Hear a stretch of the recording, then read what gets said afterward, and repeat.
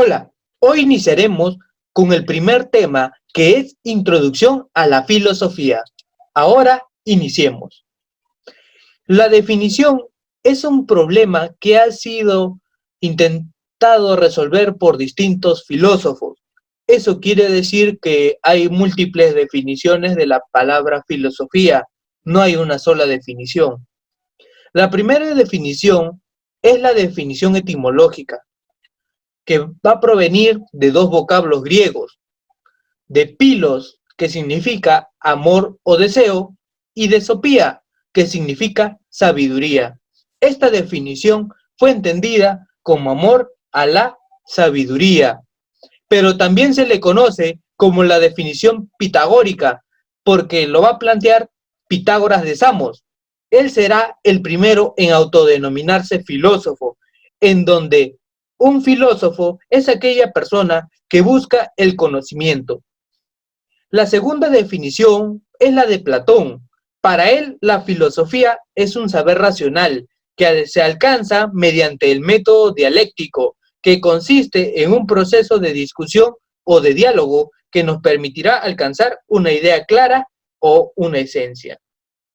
La tercera definición es la de Aristóteles. Él nos va a decir que la filosofía es una ciencia teórica del ser, que busca los primeros principios y las primeras causas de todo lo que existe. Bueno, acabamos hasta aquí con las definiciones del periodo antiguo. Ahora vamos a dar inicio a la época moderna con el filósofo René Descartes. Cabe recalcar que él va a pertenecer al racionalismo. Nos dice que la filosofía es la raíz de las demás ciencias. Él nos va a dar un ejemplo en donde va a hacer alusión a un árbol. La filosofía se va a encontrar en la raíz y en las demás partes, como por ejemplo el tronco, vamos a encontrar a la física y a la metafísica. También vamos a encontrar en las ramas a lo que vendría a ser la moral, que son las acciones buenas o malas que hemos cometido a lo largo de nuestra vida. La quinta definición es la definición de Immanuel Kant. Él nos va a decir que la filosofía es como un conocimiento crítico y racional que se fundamenta a las demás ciencias. Ahora hemos terminado con la época moderna. Vamos a dar inicio a la época contemporánea. La siguiente definición es de Georg Hegel, como un saber absoluto de lo que vendría a ser la realidad. Ahora vamos a tener la séptima definición, que es la de Ludwig Wittgenstein. Él nos va a decir que la filosofía es una actividad esclarecedora del lenguaje, en su obra Tractatus Logicum. Bueno, la octava definición es la de Carlos Marx. Carlos Marx nos va a decir que la filosofía es una actividad o praxis que busca transformar el mundo para darnos como respuesta una revolución social. Y en el último, pero no menos importante, vamos a tener a Bertrand Russell. Bertrand Russell nos va a decir que la filosofía es un saber intermedio entre la ciencia y la teología. Ahora vamos a hablar del origen de la filosofía, que bueno, va a ser algo que va a sobrepasar al mito. Va a buscar una explicación racional ante muchas cosas que no tienen explicación. Vamos a encontrar dos tipos de origen, el origen cronológico y el origen natural. El origen cronológico, también conocido como origen histórico, nos señala que la filosofía nace en Grecia, en las costas de Jonia, en el puerto de Mileto, actualmente Turquía, aproximadamente entre los siglos 7 y 6 antes de Cristo. El origen natural, o también conocido como origen circunstancial, se caracteriza por la búsqueda de la verdad. Uno de ellos fue Platón, que nos señala que el origen es el asombro. Para Aristóteles va a ser la admiración. Esto va a quedar explicado en su obra La Metafísica. Para René Descartes, la filosofía se inicia con la duda, para así obtener una idea clara y concisa. Para Karl Jasper, nos va a decir que se va a dar a través de las situaciones límite. ¿Qué son las situaciones límite? Son momentos en donde corre peligro nuestra vida, como por ejemplo la guerra. Ahora vamos a tener a los factores que van a permitir el origen de la filosofía. El factor religioso se va a establecer a falta de una doctrina fija. ¿Qué quiere decir? Que no va a haber una casta sacerdotal o una creencia establecida. Siempre va a cambiar esa creencia, ¿sí? Porque en el mundo griego, ustedes sabrán que existe el Olimpo. El Olimpo va a haber una cantidad finita de dioses. Así que cada dios se va a establecer en una poli. De ahí vamos a tener el factor político, producto de la inestabilidad que existía en ese tiempo, va a permitir una mayor libertad de expresión. El factor geográfico, producto de la aridez del suelo griego, va a obligar a los griegos a que salgan de su territorio y comiencen a buscar una ruta comercial con algunos poblados, con algunos imperios, etcétera. Por ejemplo, Egipto y Fenicia. De ahí vamos a tener el factor social. El factor social se va a quedar establecido en la aristocracia, pero cabe recalcar también que también se va a encontrar la talasocracia. ¿Qué es la talasocracia? El gobierno marítimo.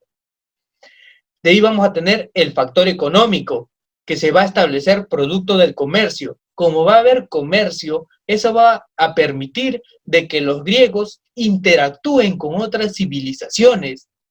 Eso va a facilitar el intercambio cultural, el intercambio de saberes. El más claro ejemplo va a ser el del primer filósofo Tales de Mileto, que él va a traer la geometría a lo que vendría a ser Grecia. Muy bien, continuemos. Ahora vamos a tener la característica de la filosofía. Se va a caracterizar por ser un saber radical. ¿Qué busca esta característica radical? Pues va a buscar la raíz, los principios y las causas de todo. El más claro ejemplo, otra vez, Tales de Mileto. Él va a decir, va a afirmar que el principio de todas las cosas es el agua. O sea, nosotros somos originarios del agua. De ahí vamos a tener la característica crítica, que va a poner en duda, va a analizar y cuestionar las aparentes verdades. Por ejemplo, vamos a tener a Guillermo de Ockham. Él va a rechazar la tesis de Santo Tomás de Aquino. ¿Cuál es esa tesis? Sobre la existencia de Dios. En ese tiempo, Santo Tomás de Aquino tenía gran poder en lo que es la Iglesia Católica. Y si él decía que planteaba una tesis y él decía que era así la existencia de Dios, todo el mundo le creía. ¿Quién va a decir que no es así? Guillermo de Ockham.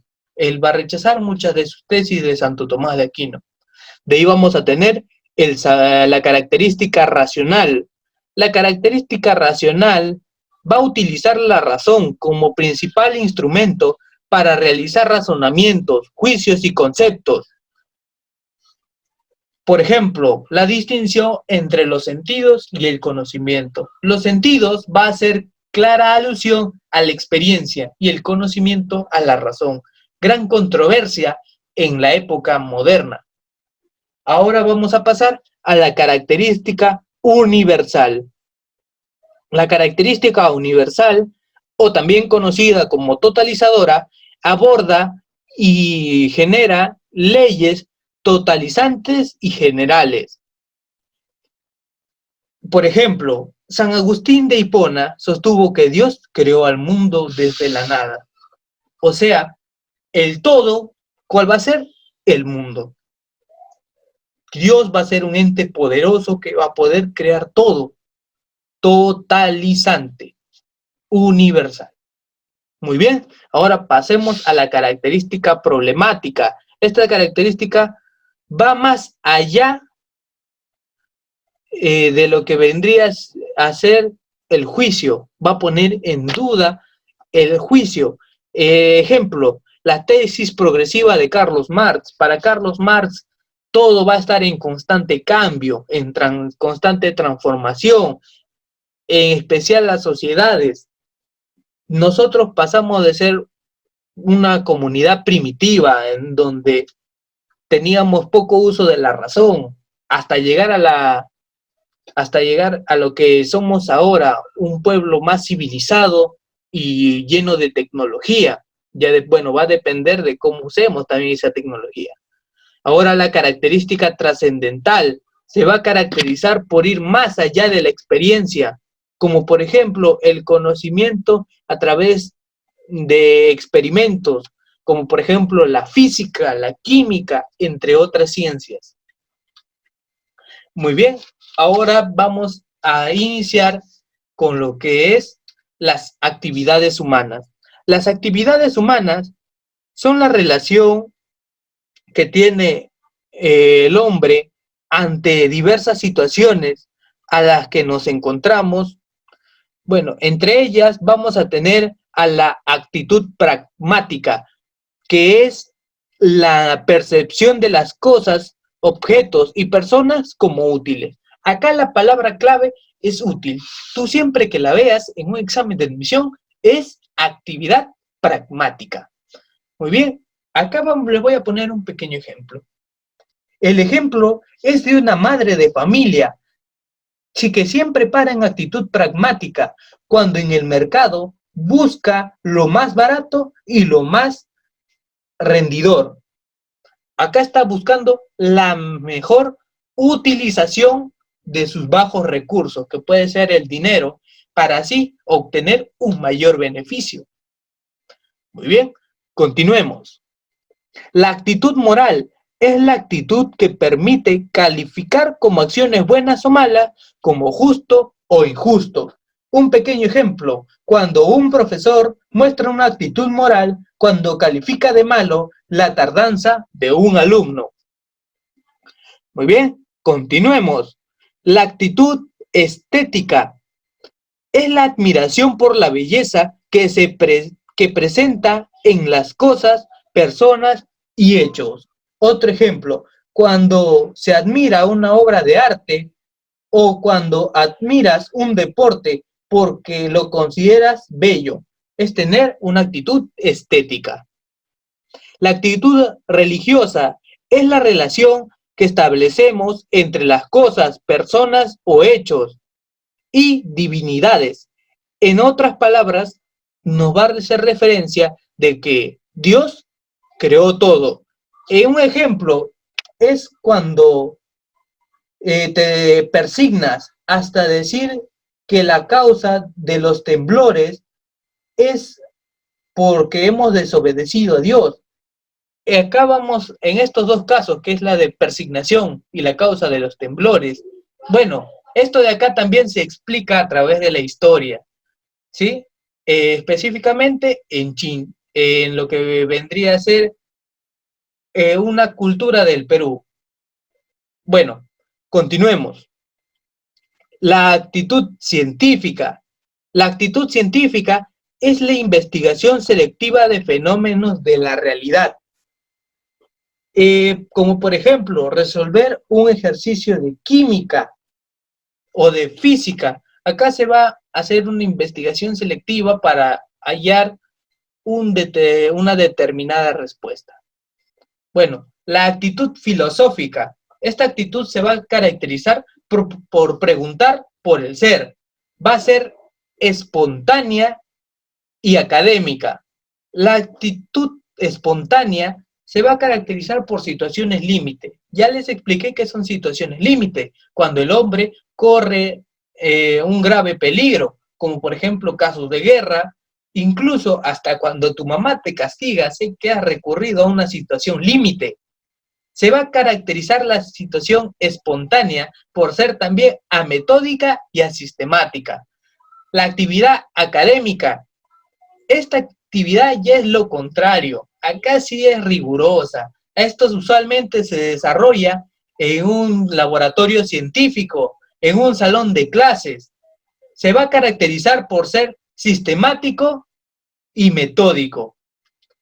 Ahora pasemos a lo que son las disciplinas filosóficas.